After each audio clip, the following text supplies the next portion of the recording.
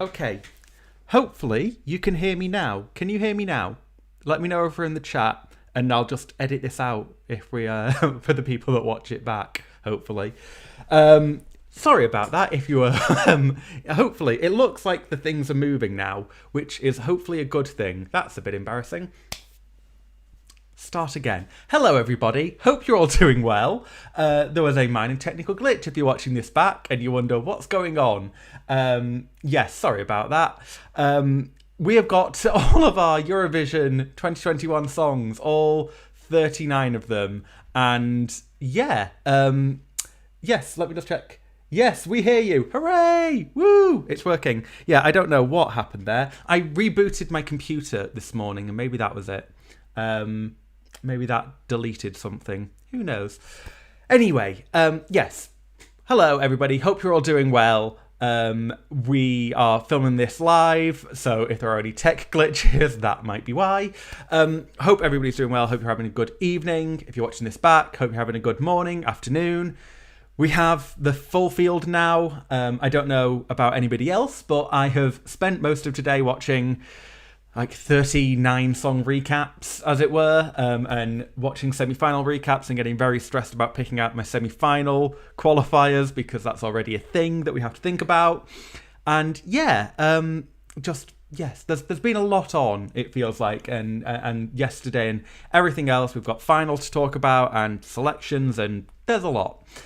So tonight we will be talking about Malta, Sweden and Portugal. So two of the more recent ones and then one that I'm going back to. So let me know over in the live chat if you're watching live whether my mic is working. But also let me know what your thoughts are about Malta, Sweden and Portugal. And if you're watching back, if you're want to comment down below, you can do that. Let me know your thoughts on those.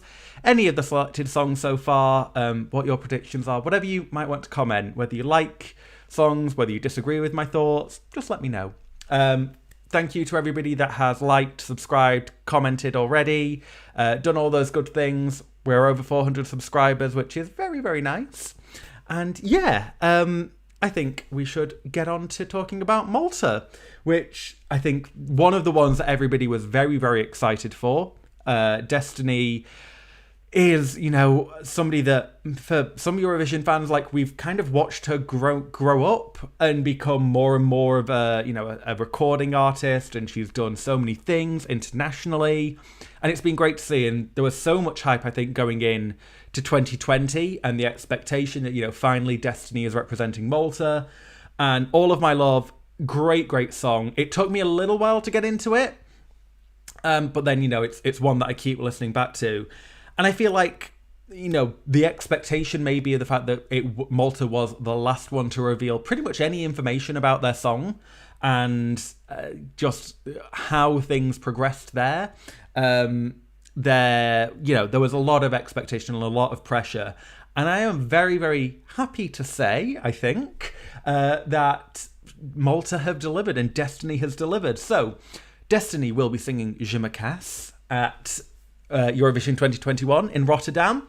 And I think, yeah, it's almost, to me, it feels like this is the grown-up version of Not My Soul in a way. Like, it feels like a very natural progression in a way from Not My Soul into Me Casse. And I mean, they're obviously very different songs, don't get me wrong, but I just feel like you can see where that progression has come, and it's just such a natural step for her as an artist, and it delivers. And I think the main reason why I'm comparing them is I think this could be a Eurovision winner, much like Not My Soul was almost like a runaway winner for Junior Eurovision. I feel like this has so many of the right qualities to win Eurovision. Finally give Malta that first win. And in a way, it is maybe because we know Destiny. And as a Eurovision fan, I know Destiny. And, there is that fairy tale of the first ever Junior Eurovision and Eurovision winner in that whole package. Like, that is such a great story that you almost want to think it into existence. But I think in 2020, I didn't see that. I didn't see All of My Love as a winner. I saw it as a very solid top 10, but I didn't see it as something that could contend. Whereas this time, I feel like in the field, I think it's the best pop song. And there's just something, there's that something a little bit extra about it. I'm not saying that it's perfect, and I'm not saying, like, with Arcade, I kind of was like, this is going to be the winner. Like, surely this is the winner. And I'm not saying, like, this is surely the winner of Eurovision 2021. And I didn't get that, like, chills moment that Tout l'univers gave me.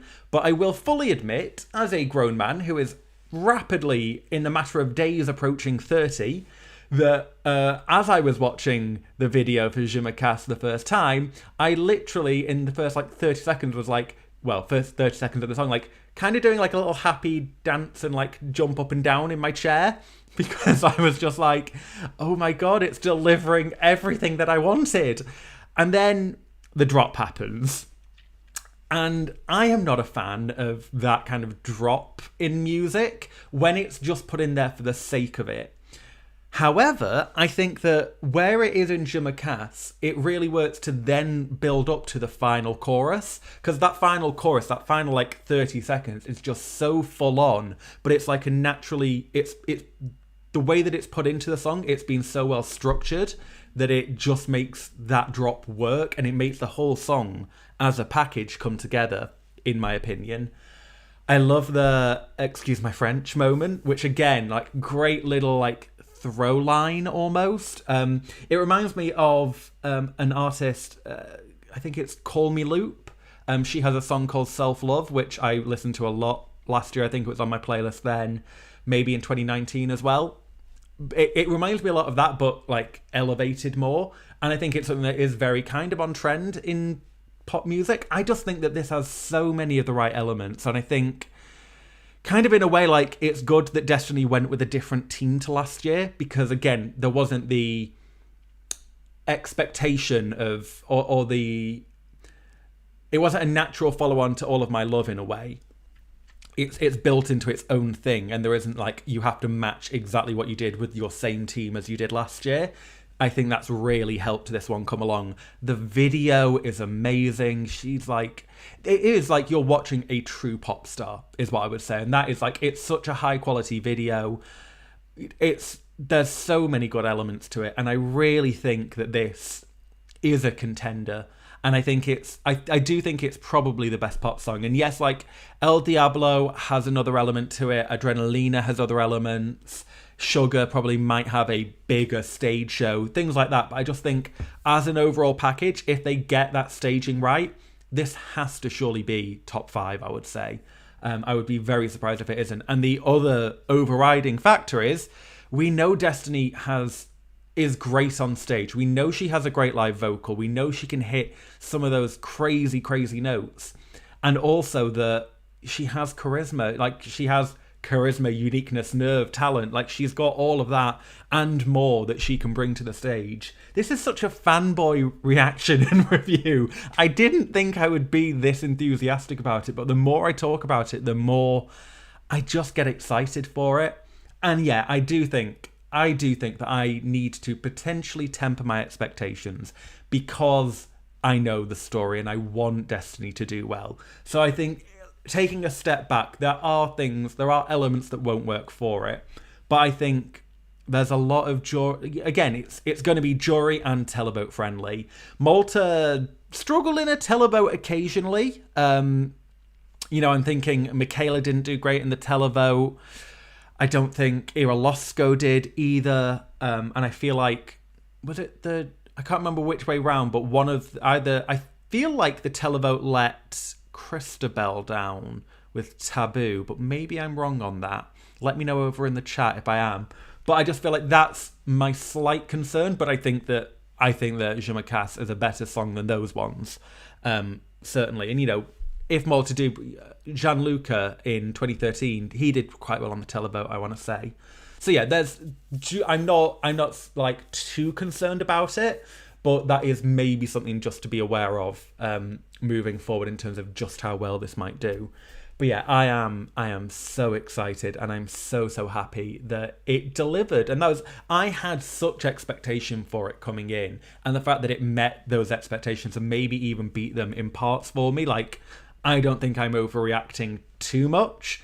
I am overreacting a little bit, but yeah, I'm genuinely just so impressed. And who knows, maybe Valletta 2022. It feels like, the odds are starting to shift. It looks much more like we're getting that kind of two-way fight between Switzerland and Malta, which I don't think, anybody would have expected going into this year, because, we had so many favourites returning. And I think that there are some people that are being overlooked. I think that we need to still keep Iceland a little bit in contention, Lithuania definitely, maybe Italy, and then there could be surprises along the way. In my head, I'm starting to see a much more kind of solid top 5 for myself, which would be Switzerland, Malta, France, Lithuania, and Italy. Like, those are the 5 for me.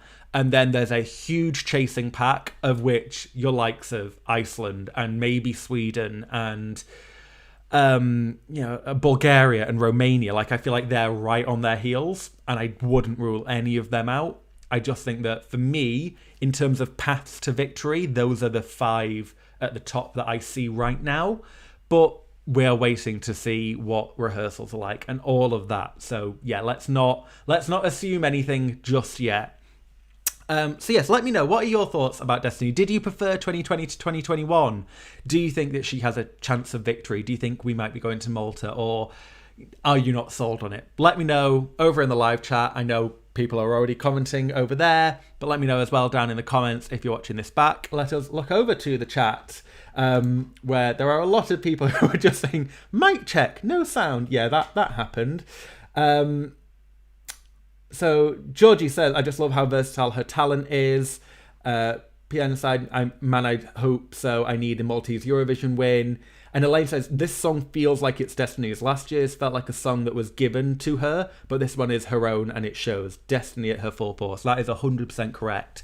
And I do think this is no shade to Borislav Milanov and the group of writers behind All of My Love and Beautiful Mess, and so many great songs. They do so many great Eurovision songs, do not get me wrong, but they do so many great Eurovision songs. Like, that just felt like another Eurovision entry that they had submitted, and it might have gone to other people, I don't really know, but it felt like one of those where it's just like, this wasn't, it was given to Destiny, and Destiny was able to elevate it probably.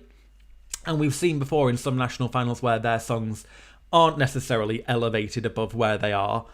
Destiny was able to do that, but this feels very much like they looked at Destiny and they were like, okay, we know what we need to do. We know what will play to her strength. They've managed to make electro swing.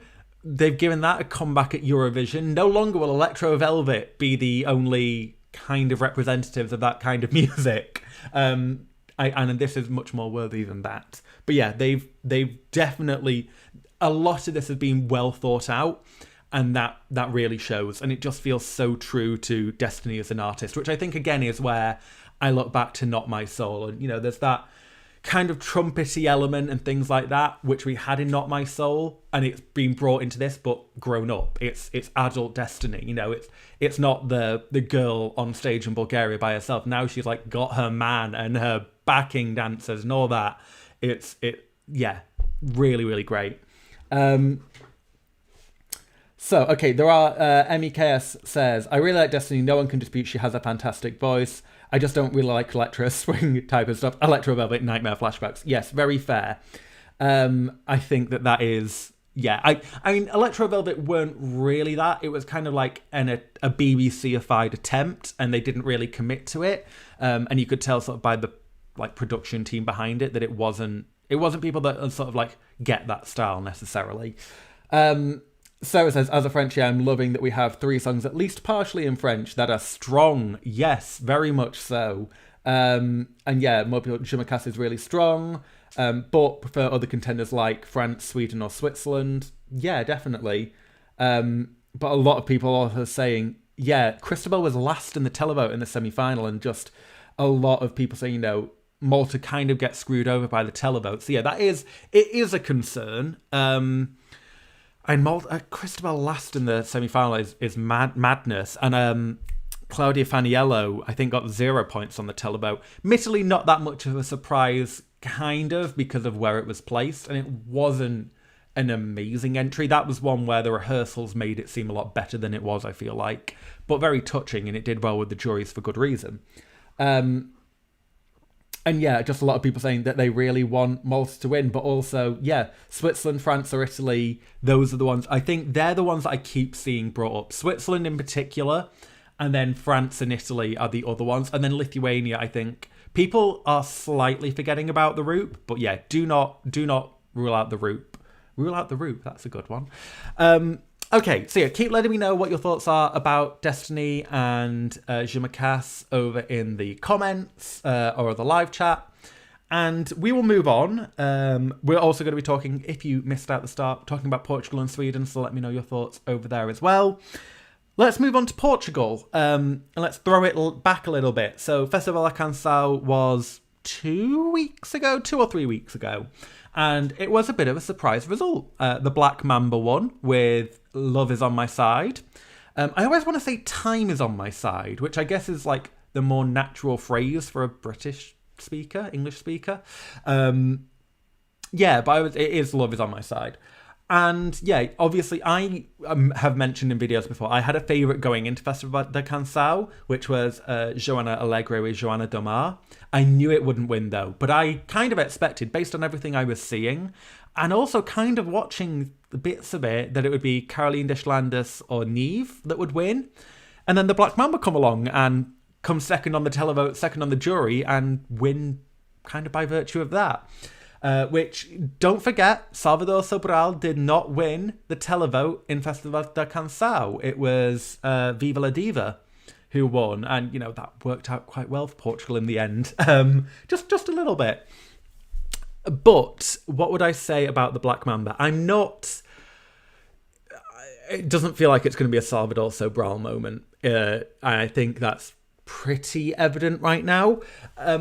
I think that there's some really nice elements to it. It's a very nice song, and it's nice is the operative word, I guess, which is really, it's good in a way, but nice doesn't win Eurovision or tend to do that well at Eurovision, unfortunately. You need to overkill or oversweeten it with nice, like a Gianluca in 2013, or maybe a Jendrik in 2021. You know, to do well, you kind of need to really make it almost saccharinely sweet at times. And this is very sweet song. I really like the story. Now, I think they said it's about an old woman that they met when they were in Amsterdam. I think I saw that somewhere. That's kind of like the story behind it, which is very nice. But I kind of like, I've heard those type of songs done before, and kind of a little bit better. I feel like the lyrics don't convey it well enough. If there is that kind of story and they really want to drive that home, I feel like the chorus is where it's let down, because it is just love is on my side, love is on my side, love is on my side. Like, he's such a good vocalist, really, really strong vocals, which may do well with the jury. That is something that you do have to consider with this. But I just feel like it doesn't stick in your head. It doesn't make me think, oh, wow, that was so lovely. I really want to vote for that. You know, that really touches me. There will be people maybe that it does, but I feel like everything that I'm seeing, people just aren't getting it really. And where Eurovision fans have had quite a while to get used to the song, I don't think, you know, on the night with those 3 minutes, will this stand out enough? It does. It's in the second semi-final, which will help it. And I think that, you know, it's maybe more accessible than some other Portuguese songs, which is another thing to touch on. There's no Portuguese here. This is entirely in English, which for Portugal, I think is the first time ever that this has happened. Now, Portugal are not tied to doing Portugal. I think for so long, like people have said, when are Portugal gonna break out of they'll just send Fado or just do their own Portugal thing? You know, they've managed it a few times before, like in 2009. I love Portugal 2009. I cannot say the title of it because I'm going to butcher it. But yeah, Portugal 2009. It's an absolute favourite of mine. One of the best of that year. And I think that year is one of the best ever. It's probably in my top 3 of 2009. And it makes me just well up a little bit when I watch it. Which again, like that, if this was able to touch me in the way Portugal 2009 does, then I would love it. But it just doesn't have that. And I don't think maybe the grayscale isn't helping. I know they're going for that throwback thing, but it just doesn't. Yeah, there's something missing. But yeah, like, so Portugal do not have to do Portugal. But for a while, you know, with Salvador and then Claudia and Isaura and then Conan, they had, like, it was alternative Portugal and it was so good. I love all three of those entries so much. O Jardim is one of my favourites as well. You know, definitely, again, probably in my top 3 of 2018, easily, I would say. And it just feels like maybe Portugal have, like, because Conan didn't do great and O Jardim didn't do great, that maybe they got a little bit scared. Medo de Sentir last year was nice. It had a Portuguese charm to it, which I think kind of helped sell it to me a little bit. And it is another one that eventually grew on me. I just feel like I almost wish that this had a bit more Portuguese charm to it, or that maybe some of it was in Portuguese, just something, because I think as it is, it's just very safely flat. And it's very nice, and it's very it's flat in a good way. Like it's up there, but it doesn't move on enough for me, unfortunately. And I don't know. I think that a jury might like this. Again, the vocal is there, and I think that a televote maybe will. I think it's in the second half of the semi-final, so again that might help. I just don't really see it getting enough support, getting enough people to say, I love this, instead of I like this. You know, that's the recurring theme of these videos, and what I say, you need to love it. And I just feel like, whilst there will be some people that do love it, I just think that it's going to be somebody's 4th or 5th favourite, if it is going to be in somebody's, like, top list. I just don't see it. Other than Portuguese people and Portuguese Eurovision fans, I'm sure you'll let me know if you disagree, but I just don't. It's not reaching where Portugal could reach, is what I would say. So, yeah.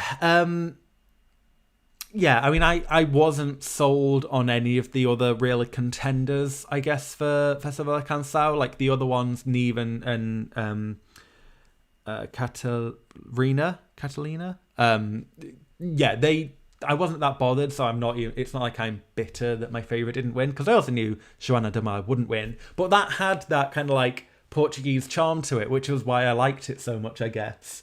This one, yeah, there's just something a little missing, it feels like. It needs something a bit extra, and I don't really know how they'll do that. But against all the noise in semi-final 2 with all of those big pop songs, maybe it'll squeak through. And I wouldn't be upset. I would not be upset if this qualified. I think, you know, it has a charm to it. I just don't see it as a safe qualifier right now. And Portugal, again, another country that traditionally not always a strong televote. So yeah, they'll need quite a bit. But maybe love will be on their side and the votes will be on their side. What do you think about Portugal? As always, let me know down in the comments or in the live chat, where I shall look very momentarily. First of all, quick drink break. Yes, okay. So, let's have a look. Yeah, Portugal also got screwed by televotes, but they won. Yeah, Portugal's televote, not always amazing, unfortunately. Georgie says, yeah, my ears are confused not hearing an entry in Portuguese. So, yeah, there's, and I can't remember who said this, but we shouldn't expect Portugal to always just have to do the same thing, because if it was other country, we would probably complain and be like, oh, you know, France, how dare they not send a song in French? Like, I don't think we would. And it's not a complaint. It just feels like it's just different for Portugal, and we should embrace that difference a little bit. I just wish that they had embraced it with maybe a slightly just more interesting lyrics, I guess. But people saying, yeah, they really like the voice. And yes, a lot of love for Portugal 2009. But also people saying, yeah, if this qualified, I'd be shocked. And also just people not entirely certain, ESC Street Waffle saying that Portugal 2019 flopped for a reason. Yeah, that's fair. But also, Brayman PT says Portugal will qualify. Juries will vote Spain, France, Switzerland, and UK voting in their semi. So yeah, there are some friendly countries. I mean, Spain voting in that semi-final is a huge advantage, I would say. And yeah, I think that it does have a charm. I just think that it will need quite a bit of jury support potentially just to override what it might struggle with the televote. But yeah, it has a charm, it has an appeal, and I can see why people did vote for it in Portugal.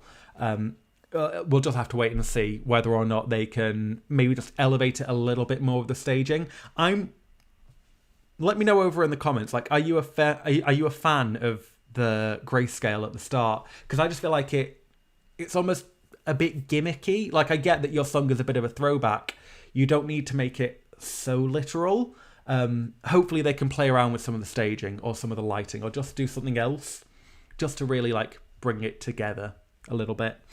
Anyway, okay, so from Portugal, let us move forward in time to Melodifestivalen, which I've covered quite a bit already on this channel and in these live streams. So some of what I say will probably be a repeat, and I'm probably not going to talk about it as much as some of the other entries. But Melfest final, Tusse won with Voices in a landslide. In the end, he got every single 12 point available from the Swedish public. He, I think, doubled second place almost, or did double second place in the actual televote. Won with the juries. I mean, one of the most dominant victories we've seen since the new version of Melodifestivalen voting. Easily. And I think it was really deserved. I said going in, I could see him coming second or third, but that he would deserve to win. And I was very much torn between, my head was saying Eric Saade, my heart was saying Clara Klingenstrom, and then somewhere in between, I was thinking, well, it's going to be Tusse. The middle point and the right point almost was Tusse. I really like Voices. I was as soon as I could listen to it on Spotify, I've listened to it an awful lot. I think it probably is, other than Behöver inte die Dag, my favourite song from Melfest this year, along with Beat of Broken Hearts. Very happy for Clara Hammerstrom that she finished 6th in the end. I really think Voices is very strong. There are elements to it that I think it could have been improved with. I think you could see, when he was kind of freed and doing his winner's reprise, he just seemed a lot freer and a lot less scripted to, this is what you will do, this is where your camera is, this is all these bits, which often does happen with Sweden. I think it's so prescribed into the Melodifestivalen formula that sometimes it does end up coming across formulaic, and then you just see it ported right into Eurovision, and there just comes a point where it loses, it feels a little bit cold. And I hope that doesn't come across when we get to Rotterdam.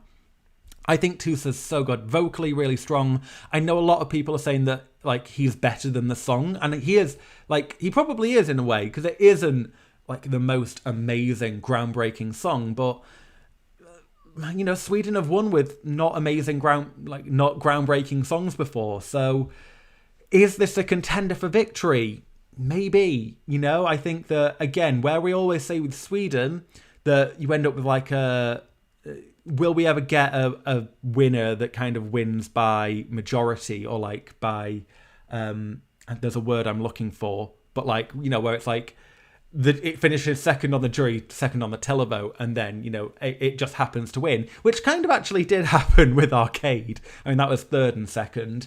But it's like a contingency winner or something like that.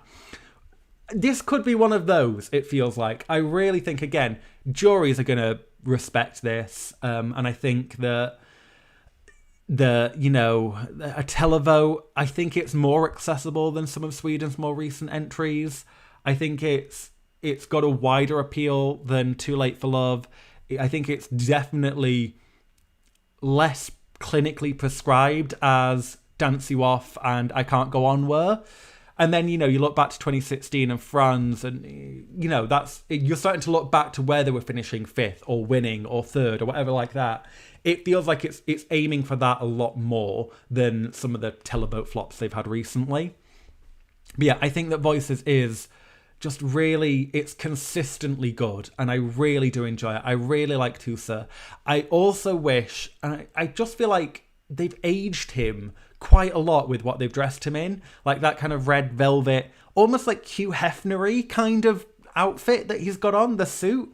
I don't really like it. I feel like, yeah, they could put him in something a little bit either more age appropriate, like you can still put him in a suit or something like that, but I think his promo picture he's wearing something blue and like a black shirt, and that looks so much better than what he is actually wearing on stage. I just feel like it doesn't really fit, and I don't think it fits with him particularly. I think that, yeah, they could work on that a little bit. But I do think, it's very rare that you see a song do so well in Melodifestivalen, and like that to me implies that there is something a bit special about it. And, it won with the international jury, which tends to be a good sign. The international jury doesn't always get it right. We saw Sanna Nielsen didn't win and ended up coming third in Eurovision. Robin Wernberg did win the international jury and then didn't do well. It comes and goes a little bit. But yeah, I think that there's something very just overall appealing about Voices. So I am very much on board for it doing well. I hope that it does. Again, he's got he's in the first half of the first semi-final, which is tough, but he's got Norway voting in there, which will help it a little bit. No, Denmark isn't. So yeah, there is only one Nordic, but I think, I don't think... People were saying last year that the Mamas might not qualify, and I never saw that.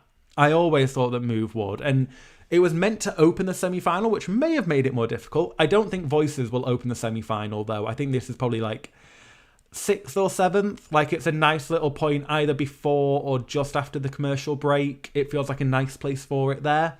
So yeah, I would be gobsmacked if Voices didn't qualify.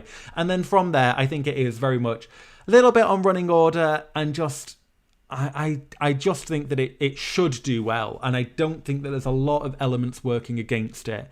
I think that there will be more people that will want to vote for this than they did Dance You Off or Too Late for Love. I don't see it as a televote winner though, but yeah, I do see it as getting quite a few consistent points. I think this, like, I don't know why, I just say like over 100, and then it depends what it does with the jury. And I think that there are other songs that probably would beat it on a jury. I think that Malta would beat it on a jury. I think Switzerland would beat it on a jury. And maybe, you've got to think about other ones, which is why I'm not putting it in that like 5 that I think could win right now. I think it's looking at it's probably like 6th place on my probably could maybe win. Because I do see a path to it for victory. I just don't see it like overall clearly, but it's Sweden. Never rule out Sweden. And what a way for Christer Björkman to be able to sign off his Melodifestivalen reign with a victory. That'll be the story, and not Destiny being the junior and main Eurovision winner. Who knows? But yeah, that's like I said, I've spoken a lot about Tusse and Voices in other videos, so you can go back and watch some of those for a little bit more context. But yeah, I am very much a fan of it, and I really enjoy it. One of my favorites of the year. It's definitely in my top 10. And yeah, we will see. Let's see whether they just do a Sweden and bring exactly the same staging to Rotterdam. Who knows? Okay, let's go over to the comments. Elaine says, Sweden this year feel like the default winner if nobody else impresses. So yeah, we have to wait and see, will Switzerland be able to bring it with staging? Kind of the same with Malta. Will the Roop maybe not capture, or will Italy maybe not capture people's as much as we think they will? And France, it feels very much like a compromise winner. That's what I'm trying to think of earlier, not contingency. What am I like? That's sort of the way I can see it doing well, and I think it will do well. Let's not pretend like Sweden aren't going to do well. Australia do love to vote for Sweden. That is very true, and Sweden do tend to vote for Australia as well from memory. They are good close friends. I did, Bremen has just pointed out, the people mainly pointing out that yes, I didn't like Salvador Sobral until very close to the end, and then it did grow me, and I do really like Marpelo Stoice now, and that I did like Ojadam, and that that didn't do well. So who am I? Who am I to say how Portugal will do? Maybe I'm a bad omen. So maybe if I say that it'll do, I'm not certain how it will do. It'll actually do great. It's the way it is. It's all about personal taste, and we're all allowed to say that. Where else? Besides Clara, is there anyone from this edition you want to see again at Melodifestivalen in the future? Steve asks. I would say, yeah, I would love to see Clara Klingenstrom. I would love to see Clara Hammerstrom again. Who else? Who else is there? I think they're like the main two for me right now in terms of ones that jump out. Dotter, I think, could come back again. I mean, she's done it 3 times in very quick succession now, so I would be surprised if we see Dotter for a little while, maybe a couple of years' time. Other ones that I would like to see come back, I will have to have a think about that, because I don't really... They're the main two, Clara K and Clara H. They're the two that I can think of. But yeah, I mean, obviously, you always want to see somebody like Charlotte Pirelli just come back with something fun. And, Jessica Anderson, Tessa Merkel, those like obviously great to see them. But yeah, probably those are my main two right now. Yeah, people are just saying like, will Chris Wharton says, it might not qualify, which won't happen, but it's not a certain top 10. Yeah, I don't think you can say for definite whether it's a top 10 right now. I would be surprised if it wasn't, but there's things up there which might mean that it doesn't do as well as you might expect. But I think that a lot of songs this year, it feels like we're saying, the jury could the jury could really love that, which either means we're not going to have a runaway jury winner and we might have a runaway televote winner. It's hard to say, or maybe one will just rise above everything. I mean, Switzerland feels like a more obvious jury winner right now, but the juries like to throw in surprises sometimes. I don't think anybody predicted Austria winning the jury in 2018. Don't think anybody predicted North Macedonia winning the jury in 2019. It could be a complete surprise. It could be, what could be a jury winner that we're not thinking of? Romania might do really well in a jury, or Bulgaria. Let's not rule them out. So yeah, there's a lot of ground, and it feels like if a song doesn't maybe finish high up with the jury, it could just suddenly all fall apart for it. People saying, just a lot of people also just really loving Tusse, which is very nice to see. Always like to see some of that. And just a lot of people saying, it's very open. Never say no to more Charlotte Pirelli and Arvin Garner. Yeah, Arvin Garner, 100% Arvin Garner were just singing the English mishearing of their song, right? Like, they were not singing Tanke Inter als Gohem. They were just singing Take It in the Arse, right? That was what they were singing. And they were doing it with a very knowing look and a wink almost, it felt like. So yeah, but yeah, also, they're always great, Arvin Garner. All of their Melfest songs, even dating back to Eloise, they're just enjoyable. Who doesn't love a bit of dance band? Which, better than the other dance band that was in semi-final 4, which was not good, the Package Holiday one, or whatever it was called. Anyway, all-inclusive, that's what it was called, not Package Holiday. I think it's a very open year. It is a very, very open year still. I do think that there is maybe a group just starting to pull away, but yeah, it feels maybe a bit more open than last year, because I feel like 2020, it was probably going to come down to Iceland or Russia. And this year, it feels like the pack is a little bit more open. And, the same with 2019. I think everybody had Arcade as the winner. And then there was but maybe other countries or Italy might catch up and take it over. I just don't... Yeah, this one's going to be an interesting one. And, you're not expecting Russia to do as well as usual, maybe. So that throws a few things up. And some of the more consistent countries have done something a bit different this year. Norway have done something a little bit different. So, you know, there's ways that you can see that maybe we'll get a surprise winner, but it's also one of those years where I wouldn't be shocked if you were to tell me there's going to be a winner and it's going to win by 200 points. I just don't know which one it will be right now.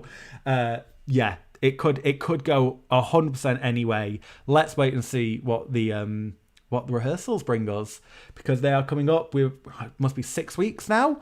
I saw they opened press accreditations. Don't know who'll be there. That'll be interesting. Who will be there? Who will be watching online?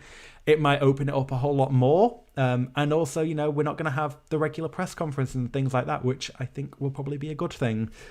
Maybe I'll talk about that at some point. So yeah, that's kind of where we'll leave it for tonight. Obviously, let me know down in the comments any more thoughts that you've got. What do you think about Malta, Portugal, Sweden, any of the other entries? Just let me know. Probably do another live stream in a couple of days, maybe Friday. One day relatively soon, and we'll cover off some more of the ones that have been missed out. And also, yeah, I am probably going to do a stream on the 28th of March that will be a little bit bigger, because it's a very special day. And yeah, so I'll probably I'll do a different kind of live stream that day, but I'll just tease that in advance. Probably going to do the Gare Bear sorter and sort all the entries so far and actually do that, because I've not done it yet. I've been holding off on doing that, so I'll probably do that live on stream. And maybe, I always have said, you know, I'll talk a little bit more about like my experience of actually being at Eurovision. So maybe I might do it then. That might be a fun one as a sort of a 2-part live stream, and we won't be doing reviews like we usually do. So yeah, hope everybody is doing well. Hope you all have a lovely rest of your evening or afternoon or whatever time it is you're watching. Just have a great day. Always remember, you know, it's only just a bit of fun. It's only Eurovision. It's not too serious. So just enjoy it. Just have fun. It's a song contest. Stay safe. Hope everybody, just keep well, keep safe. And I will see you all soon. Bye, guys.